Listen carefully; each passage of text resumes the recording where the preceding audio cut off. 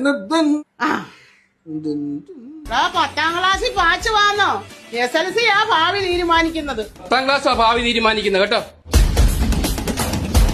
എന്നിട്ടെന്താ അമ്മയുടെ ഭാവിയിൽ അങ്ങ് തോറ്റുപോയത്? തോറ്റതല്ല, 18ാം വയസ്സിൽ എനിക്കൊരു ഉൾവിളി. 10 തോറ്റാ വേഗം കേട്ടാ, അതും വല്ല ഗൾഫുകാരനെ പറ്റിച്ചങ്ങ് ജീവിക്കാൻ. ഇത് ഭയങ്കര പാടാമേ പഠിക്കാൻ. അപ്പുറത്തെ വീട്ടിലെ വെച്ചില്ലയോ, അവൻ ഒരു തവണ വായിച്ചാൽ മതി, അവനെല്ലാം മനസ്സിലാവും. അവന്റെ അമ്മയാ അവനെ പഠിപ്പിക്കുന്നത്. എന്റെ അമ്മയ്ക്ക് മെയിൻ കളിക്കാനല്ല, അക്ഷരം അറിയില്ലല്ലോ. എനിക്ക് അക്ഷരം അറിയത്തില്ല. പൂജിച്ച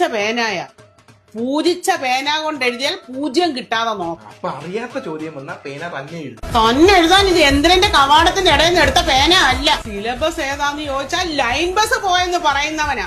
ഇനിയും പ്രാർത്ഥനയുള്ളൂ. ദൈവമേ, അടുത്താരും ഇല്ലാതെ വന്നാൽ എന്റെ ഡാപ്പ് എനിക്ക് തുണയാവണേ. ആ സ്കൂളിന്റെ കണ്ണിപ്പെടാതെ കണ്ണി കാണുന്നവന്റെ നോക്കി കണ്ണും പൂട്ടി എഴുതാൻ പറ്റണേ ദൈവമേ. അടുത്തിരിക്കുന്നവനൊക്കെ മിടുക്കനായിരിക്കണേ. മിടുക്കന്മാര് പട്ടി പറ്റിയെടുക്കുന്ന പോലെ എന്തെങ്കിലും ചോദിച്ച, അറിയാത്ത എന്തെങ്കിലും ചോദ്യം വന്നാൽ അറിയാത്ത പോലിരുന്ന് അറിയുന്നവന്റെ നോക്കി എഴുതാൻ പറ്റണേ. ഡാപ്പ് വെച്ചാ പാപം നോക്കി എഴുതിയാ തീരുമെന്ന ഇല്ലയോ? ശരിയാ മോനെ, ഡാപ്പ് വെച്ച് പ്രാർത്ഥിക്കടാ. ഡാപ്പ് അങ്ങനെ പൊക്കിയാലോ? ടൂക്കൊക്കെ ഇണ്ടാന്നൊന്നും പറയണം. കണ്ണു മെയ് ആവണം, മെയ് കണ്ണാവണം. കണ്ണുപോയി എഴുതുന്നത് അവൻ അറിയരുത്.